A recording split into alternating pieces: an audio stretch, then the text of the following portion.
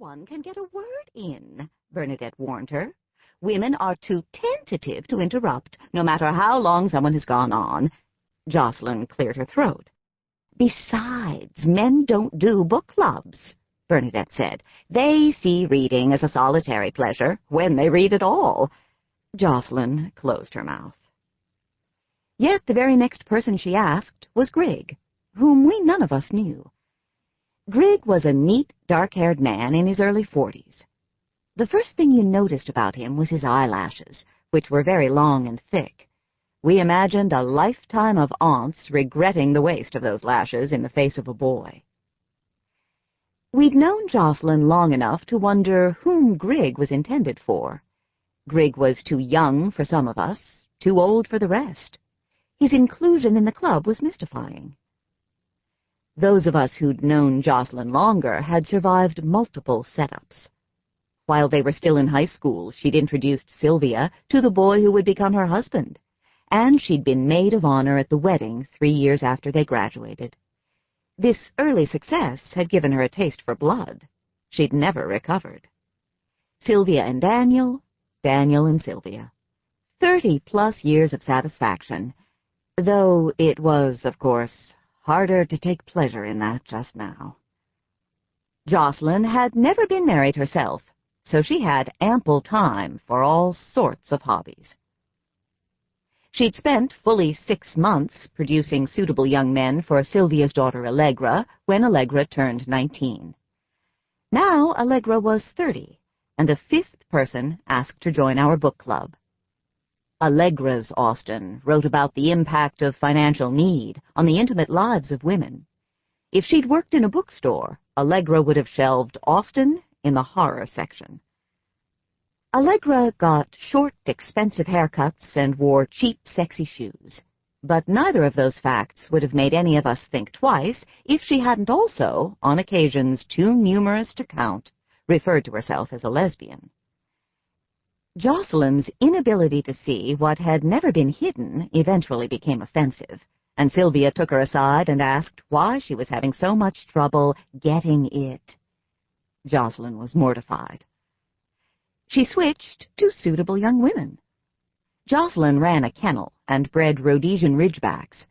The dog world was, as it happily turned out, awash in suitable young women. Prudy was the youngest of us at 28. Her favorite novel was Persuasion, the last completed and the most somber. Prudy's was the Austen whose books changed every time you read them, so that one year they were all romances, and the next you suddenly noticed Austen's cool, ironic prose. Prudy's was the Austen who died, possibly of Hodgkin's disease, when she was only 41 years old. Prudy would have liked it if we'd occasionally acknowledged the fact that she'd won her invitation as a genuine Austen devotee, unlike Allegra, who was really there only because of her mother. Not that Allegra wouldn't have some valuable insights. Prudy was eager to hear them. Always good to know what the lesbians were thinking about love and marriage. Prudy had a dramatic face, deep-set eyes, white skin, and shadowed cheeks. A tiny mouth and lips that almost disappeared when she smiled, like the Cheshire Cat, only opposite. She taught French at the high school and was the only one of us currently married, unless you counted Sylvia, who soon wouldn't be. Or maybe Grigg. We didn't know about Grigg. But why would Jocelyn have invited him if he was married? None of us knew who Grigg's Austen was. The 6 of us, Jocelyn, Bernadette, Sylvia, Allegra, Prudy, and Grigg, made up the full roster of the Central Valley, River City, all Jane Austen all the time book club. Our first meeting was at Jocelyn's house.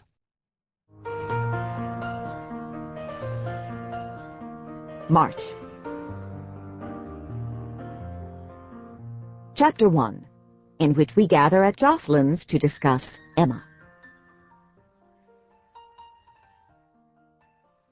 We sat in a circle on Jocelyn's screened porch at dusk, drinking cold sun tea, surrounded by the smell of her 12 acres of fresh-mowed California grass.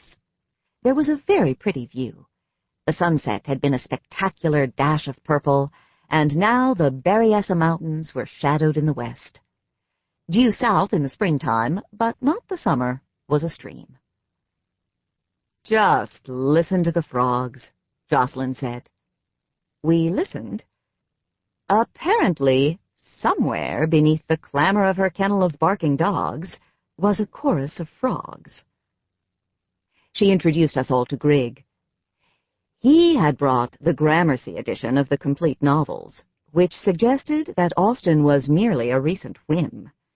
We really could not approve of someone who showed up with an obviously new book, of someone who had the complete novels on his lap when only Emma was under discussion.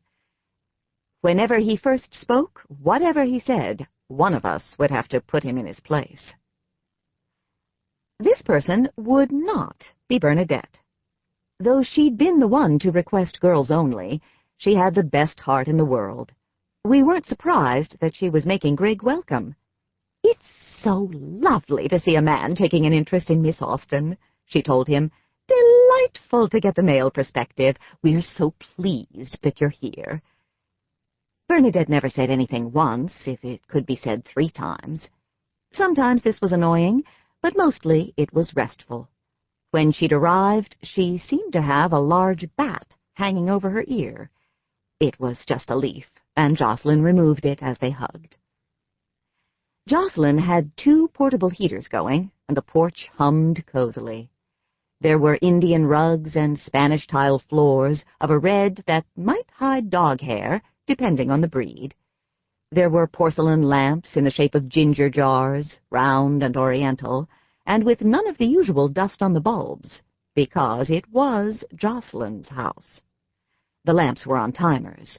When it was sufficiently dark out, at the perfect moment, they would snap on all at once like a choir. This hadn't happened yet, but we were looking forward to it. Maybe someone would be saying something brilliant. The only wall held a row of photographs, Jocelyn's dynasty of Ridgebacks, surrounded by their ribbons and pedigrees. Ridgebacks are a matriarchal breed. It's one of their many attractive features. Put Jocelyn in the alpha position, and you have the makings of an advanced civilization. Queenie of the Serengeti looked down on us, doe eyes and troubled, intelligent brow. It's hard to capture a dog's personality in a photograph. Dogs suffer more from the flattening than people do, or cats even. Birds photograph well because their spirits are so guarded, and anyway, often the real subject is the tree. But this was a flattering likeness, and Jocelyn had taken it herself. Beneath Queenie's picture, her daughter, Sunrise on the Sahara, lay, in the flesh, at our feet. She had only just settled, having spent the first half-hour moving from one of us to the next, puffing hot, stagnant pond smells into our faces, leaving hairs on our pants. She was Jocelyn's favorite, the only dog allowed inside, although she was not valuable, since she suffered from hyperthyroidism and had had to be spayed. It was a shame she wouldn't have puppies, Jocelyn said, for she had the sweetest disposition. Jocelyn had recently spent more than $2,000 on vet bills for Sahara. We were glad to hear this. Dog breeding, we'd heard, could make a person cruel and calculating. Jocelyn hoped to continue competing her, though the kennel would derive no benefit. It was just that Sahara missed it so. If her gait could be smoothed out, for Ridgebacks it was all about the gait, she could still show, even if she never won. But Sahara knew when she'd lost. She became subdued and reflective. Sometimes someone was sleeping with the judge, and there was nothing to be done about it. Sahara's competitive category was sexually altered bitch. The barking outside ascended into hysteria. Sahara rose and walked stiffly to the screen door, her ridge bristling like a toothbrush. "Why isn't Knightley more appealing?" Jocelyn began. "He has so many good qualities. Why don't I warm to him?" We could hardly hear her. She had to repeat herself.